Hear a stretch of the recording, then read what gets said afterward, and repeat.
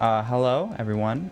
Today I will be explaining the story and process behind my song, I Need You to Come Back Home. I started working on the song probably about late October, maybe early November of 2025. And idea behind it was that I really wanted to make a pop song for Whitespace because all of the songs had kind of been weird, unstructured messes. So I really wanted to have one song that kind of came in with a bang and was very easy to listen to.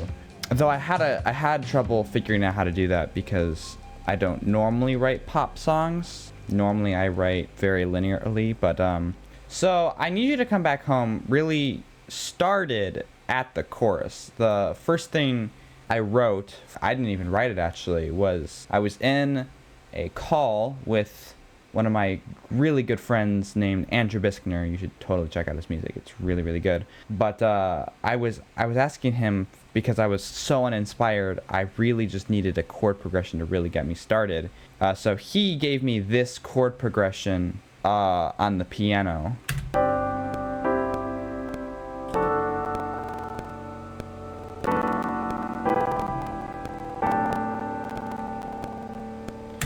The issue with the chord progression, which, I mean, most of it was great. The issue is that this last chord didn't feel particularly satisfying or resolving to me. So what I kind of just did is I sliced the chord and then we pitched down this note to help it resolve a little more. Like this chord sounds a lot more hopeful and resolving than the other one. Fast forward a little bit later, I added a couple synths to it, but it really was just like this and these drums.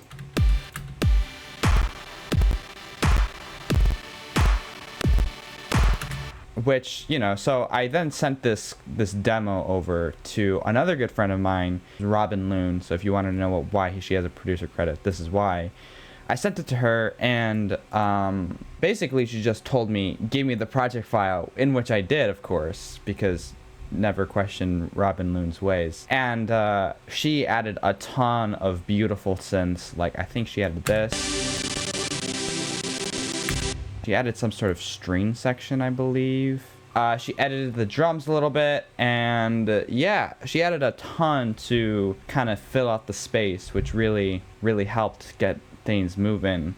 Then afterwards, I kind of got stuck for a while. I had this chorus, at least instrumental chorus, but I didn't quite know what to do with it.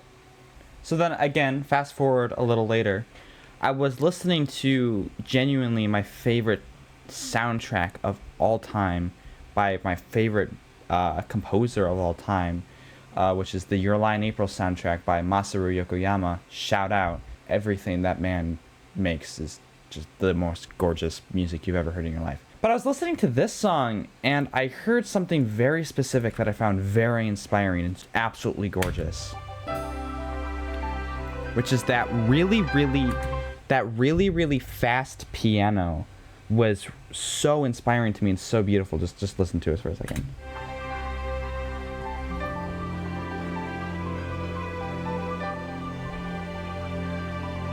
And so having this repeated super duper fast piano line mixed with these beautiful chords kind of put me in the right direction. So with that inspiration from the Your Lie in April song, this idea of a fast piano line over beautiful chords, I came up with this melody with the cheapest piano sound I could possibly find, because we're going to do something in a second, with a combination of compressors, EQs, and reverb.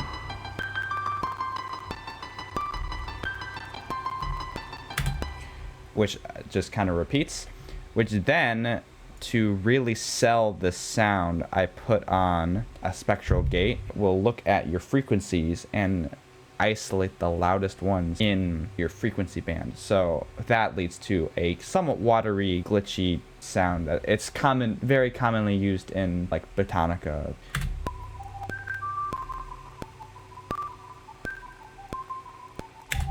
After I made that, I then immediately knew what I had to do. So, cut to the verses, in which we have this. Did you forget your life?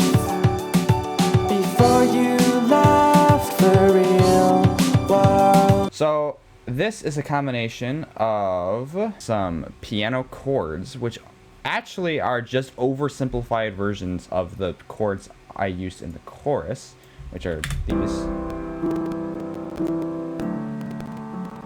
With the top note, with a little bit of rhythm action going on.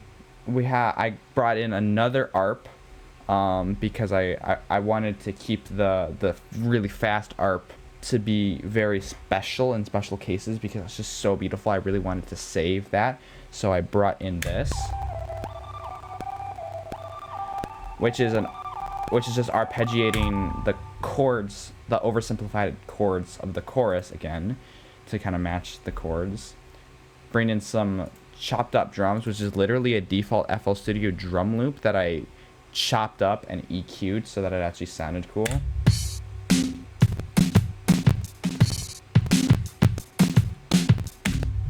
And then, yeah, just added some nice synths on top of it. It looks like I added a clicking sound. I added this clicking sound. I don't know why I added it, but I thought it sounded cool. So then, story of the lyrics. I was having trouble, again, as I normally do, writing lyrics and trying to find a melody that kind of fit on top of this chorus. So eventually, as I was in another call, I had an epiphany and I muted and I just started walking around my room because I had this melody idea. So then as soon as I had figured out what I wanted to do, put it on a vocal synth. Not really a vocal synth. I think it's literally the Mario 64 sound font. But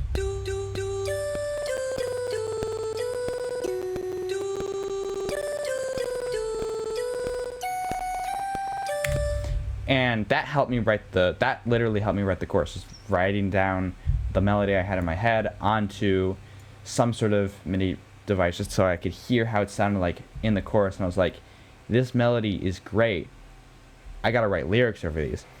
So then the next day, I went outside and I just started walking around this field and literally just started talking, like just saying stuff. Like no one was around, so I could say literally anything and no one would hear me.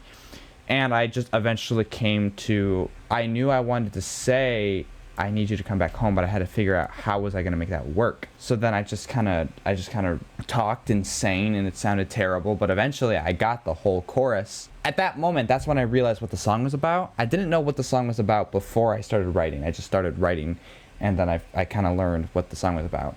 After that, recorded the vocals, finished producing it, and then exported all of the stems and mixed it right then and there. So that is how I made I Need You to Come Back Home. I'd like to shout out again Robin Loon and Andrew Biskner for really doing a lot of behind the scenes work that, I mean, they only get like 1 credit on Spotify, but I cannot stress how much their contributions really added to the song.